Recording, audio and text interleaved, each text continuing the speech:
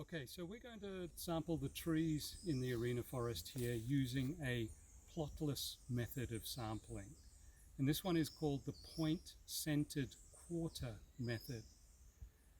It's a way in which we can measure trees, which are big organisms. If we were to use a plot method, we would need to have a very big quadrat to get a good sample of the trees in arena forest.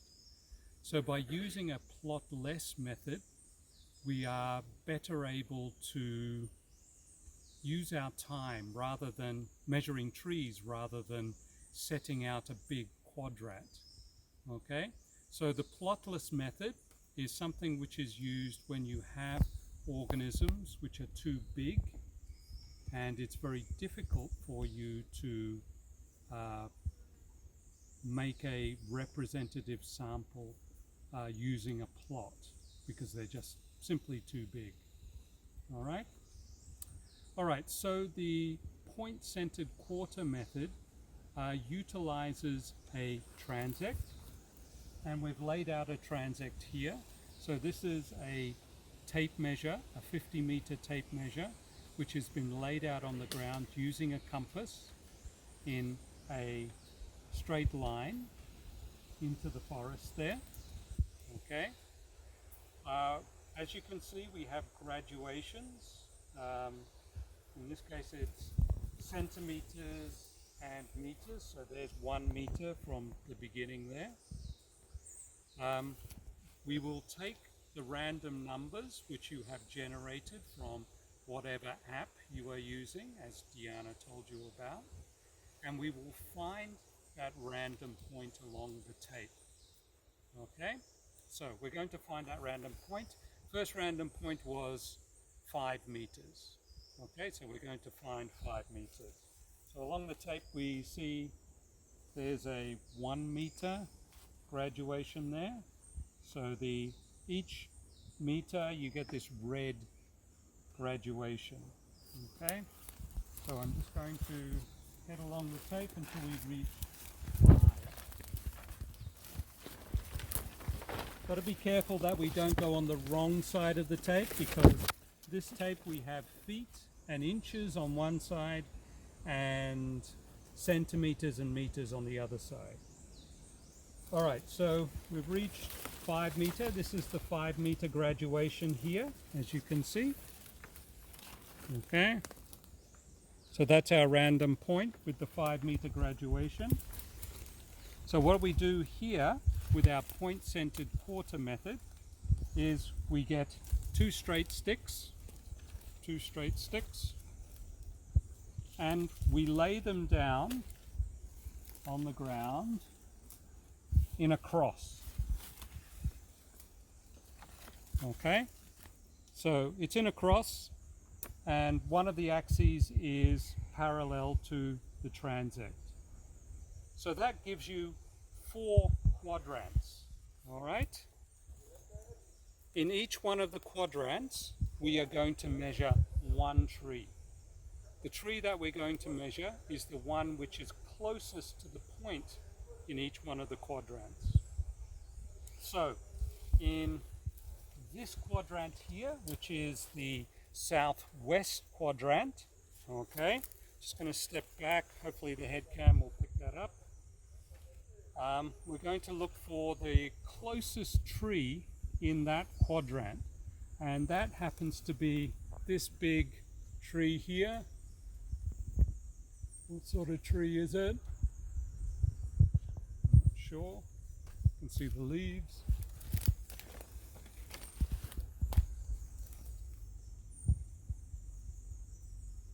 It's difficult to tell. Looking at the bark, I would say that this is a olive tree. Okay. The tree in the southeast quadrant, so the tree in the next quadrant over would be, looking at it, would be this tree over on this side, and that tree is a, Renoir knows this one. Which tree is this one?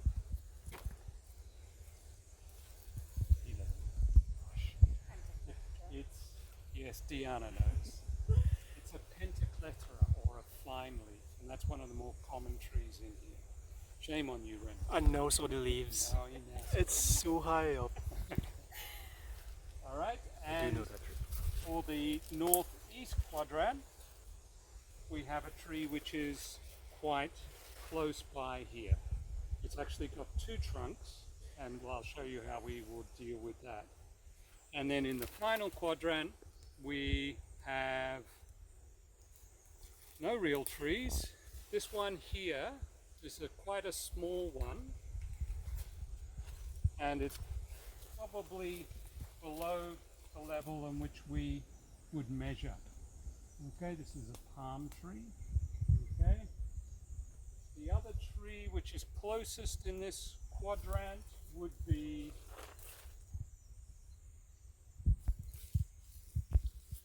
the line of that quadrant going through here, probably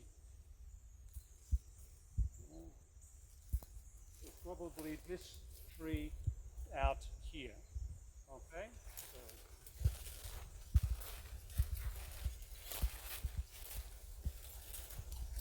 this tree here, and the quadrant is back there where Diana is. Okay, and this tree is I think I'm going to call it an laurier tree, okay?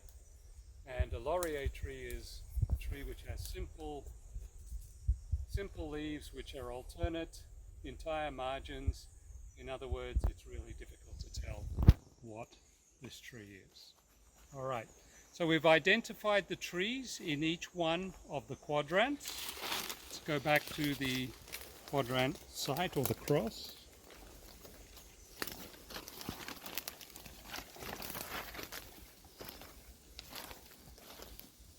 The next thing that we'll do is measure the distance. All right, so we'll need two people here. Somebody to stand at the cross and somebody to walk out to the tree. So which one is this? This is centimeters. Yeah.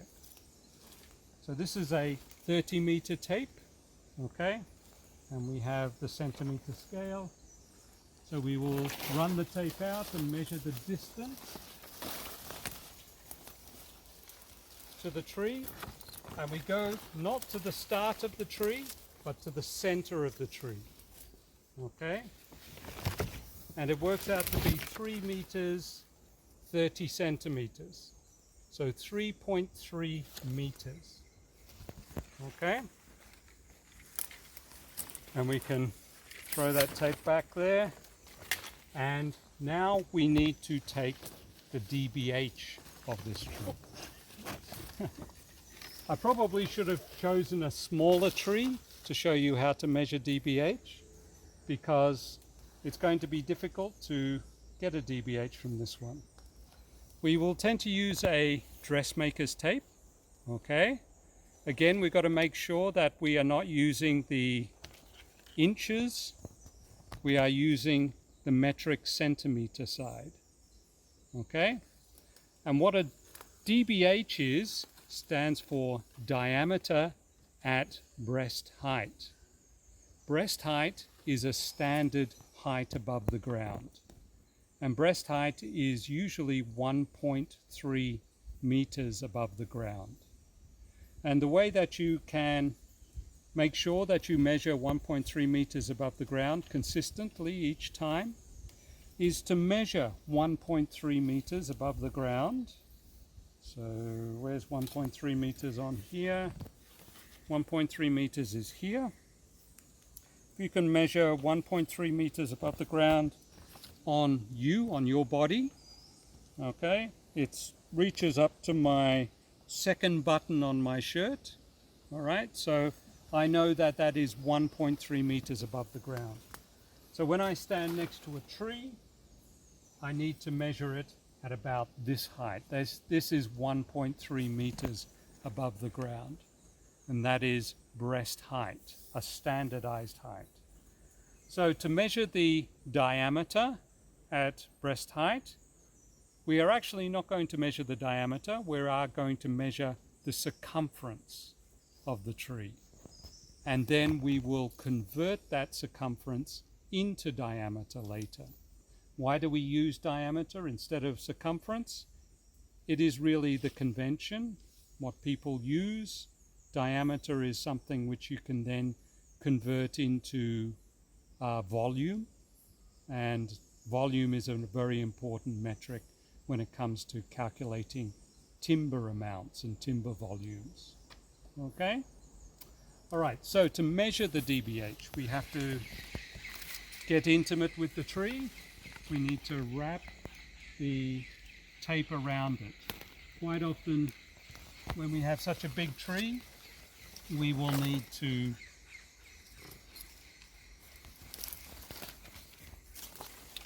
walk the tape around it. So start the tape there.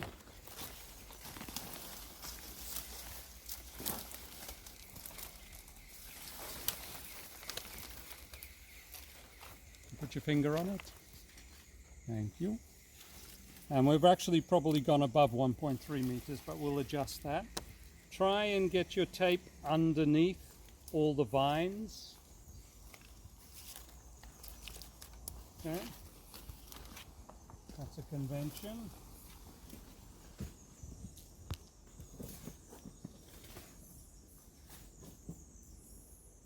All right, I'm not going to reach all the way around, so I'm going to mark it off there. You can let go now, Renoir. So that's 150 centimeters, and then starting again.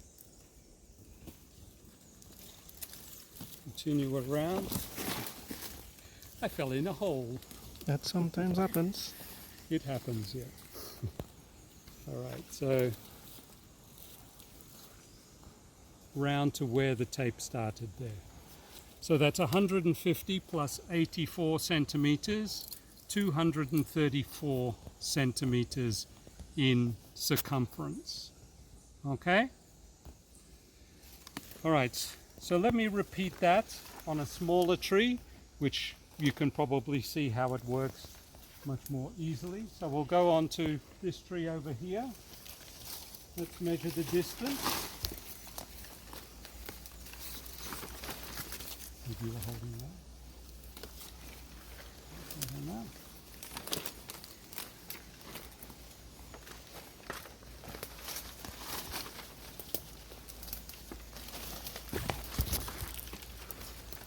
Okay. So the distance is 4.15 meters. Okay? 4 meters and 15 centimeters. 4.15 meters. And to measure the DBH, look at my second button. So DBH is about this height. Wrap the dressmaker tape around the tree. Come back to where it started. So the circumference there is 94 centimeters. I think it's actually 93.5 centimeters. Okay, so the circumference there is 93.5 centimeters. Okay, all right, so we'll do that for each one of the trees. So we'll have for each point 4 trees, each with a DBH, each with a distance from the point to the tree, and we will have some sort of species identification for each tree as well. Okay?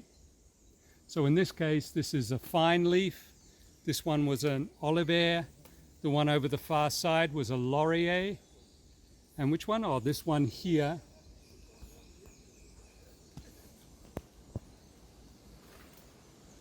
I think this one was a guataquer. Yeah, just looking at it. It's the Guatacare. Okay, let's leave that for now.